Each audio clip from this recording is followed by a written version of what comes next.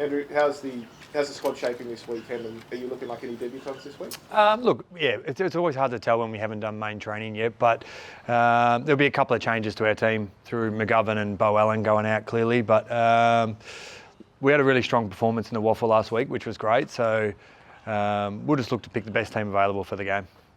Archer Reid, is he going to be available, or are you looking to give him a little bit of a rest even if that ankle's okay? We're pretty optimistic about Archer getting up. So he's progressed well during the week, and he'll train really as well as he can today, and we'll make a call on it. But I'm not totally in the belief of just resting players for the sake of it. I think if we're seeing a lot of flags come up in individuals, we'd look at it. But I'm of the belief if you're fit and healthy, we'll keep you rolling.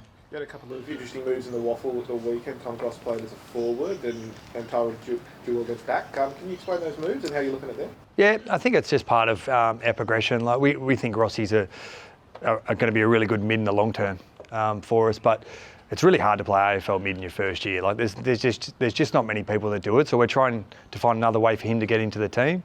And the same with Dewar. I think I've spoken about this a few times with Dewar. We've moved him probably 3 times this pre-season, and that's hard on a young fella, but we're also trying to find his best spot. We think he's got some great AFL traits, and we're just going to try and see where it lands. Harry Edwards, the other one that was looking a little bit sore, you're going to have to fill that spot for Jeremy McGovern. Is it as simple as saying Sandy Brock's sort of coming in for him? Look, it's not that simple. There's some competition for spots in that one as well. Like Sandy had a great game in the Waffle last week. We know what Harry can do. Bazo's played a bunch of footy in a row now, which is terrific for him.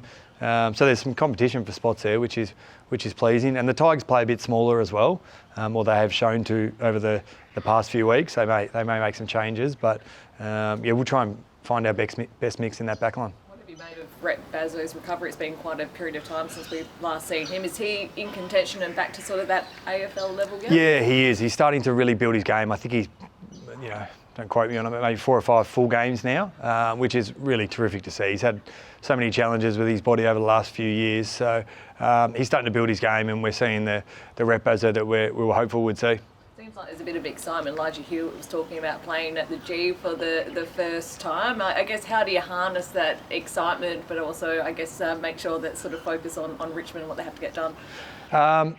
I think we'd totally embrace it. Like we get one opportunity to play at the G this year. It's funny when I worked at a club that got to play there every second week. You sort of don't realise how much of an advantage or a privilege it is to play there all the time. So we'll touch on a lot of our guys haven't played there, which is going to be a great opportunity for them. It's where a lot of finals are played, and obviously grand final days at the G. So we'll plan for it as normal in terms of our preparation for Richmond, but look forward to the opportunity to play at the G. Is that the change of oval as well to mimic the G? Yeah, that's right. We're training out there today. That oval's the size of the MCG. It's why we created it here. So we thought it was an opportunity to do that. A couple of senior players under a bit of pressure. Tim Kelly didn't have the greatest game of the weekend, and Jaden Hunt's been in and out of form. How are you assessing those guys at the moment? I probably won't talk too specifically about individuals, but we're continually working with our players to try and get them in their best form. Like I think this year we, across the whole squad, we unfortunately haven't had guys at their peak form for multiple different reasons, but I think we're seeing some improvement across the squad in the last few weeks. So we'll keep working with players for best position, best fit, and we'll try and complement the pieces around everyone as well. Is it going to be a bit of, fire given Bakes and Graham playing against the former side for the first time?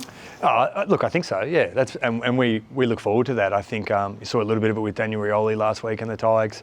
And obviously Dimmer has the history at Richmond as well. So hopefully there is a bit. That's a good thing, and we look forward to embracing it. What about your history with them? Obviously you were in contention to get that role that Adam got, and you unfortunately didn't, but you've landed here. Is there a little bit of you that wants to beat him for that reason too? Absolutely. But that's not just because I missed out on that job. That's just because I want to beat them. I want to beat every team that we play against, but maybe just a touch more this week. Job Shatan, pretty versatile. Where do you see him long-term, forward or back, and how's he been training? Yeah, it's a great question. I actually don't know, and I'm okay with it. I think Job can play both ends of the ground at a really high level. He's an 18-year-old kid. I had him over for dinner last night, actually, so he was quite respectful at the dinner table, which was good. Fed him a big steak, and he ate his veggies, so that was pleasing to see. But he's going to be a really, really good player, Job. We've just got to make sure that we set him up for success for the long term. hands-on do you get at the moment with the clearances? You haven't won a clearance battle this year, and some of them are getting pretty lopsided at different times. How much are you getting hands-on, and what are you looking to try and do to maybe not, we'll just close the gap a little bit more, I suppose? Yeah, I think that's a good call. Like everyone gets looks at the outcome of a clearance number, but there's a lot more that goes into it than just that. But at the moment, the gap's too big for us.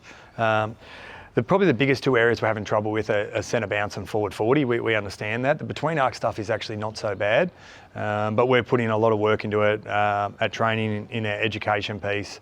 In the shed over there, we've got a facility where we're doing a lot of craft work. We're actively trying to get better in that space. Is that like a structure thing? Is it a personnel thing? How do you look at that? Bit of both. Bit of personnel, bit of structure, a bit of mindset, and a bit of balancing what we're trying to achieve in that part of the game versus other parts of the game. So that's an ongoing balance for where we put our numbers. It's a little bit of what I'm talking about there, but we'll continue to find the best structure for us and the best personnel. How have you assessed Richmond? I guess they've had a couple of wins, a very young group. What have you liked about them? Yeah, I still think they're being led incredibly well by Toby Nankervis and Jacob Hopper, Tim Taranto, Tom Lynch, Jaden Short. They've got Nathan Broad. I could sort of reel off some of their senior guys. They're still being led well, and then they've got so many young players underneath that. But I think the thing that when they're winning, they've got high pressure in the game. It looks like they're really going after that. So we're going to have to ensure that we look after the ball and don't cough it up too often, because they can be really dangerous if they build their pressure game. It was a bit made at the weekend of the Harley Reid tag by Viney. Do you guys have to try and be wary of that against Richmond this week, and do you have to give them a bit more protection around the stoppages? Yeah, there's no doubt about it, and it's not just Harley, it's any player that opposition targets. We need to create some mechanisms that we really support that player, because unfortunately last week, and that's on me, that we left Harley a bit one out. So we've got some things we've spoken about this week that will help him and help whoever their player being tagged is. So with him though, then do you look at persisting with him in the midfield, because that second half against Hawthorn a couple of weeks ago was probably his best half of footy for the year? Yeah, I think Harley, we're always going to be finding the balance of how much mid he plays, whether he plays a little bit of forward, a little bit of back in the games. We'll keep working through it, but we need him around the ball. There's no question about that. He's our best contest and clearance player, so we're going to continue to support him in that space.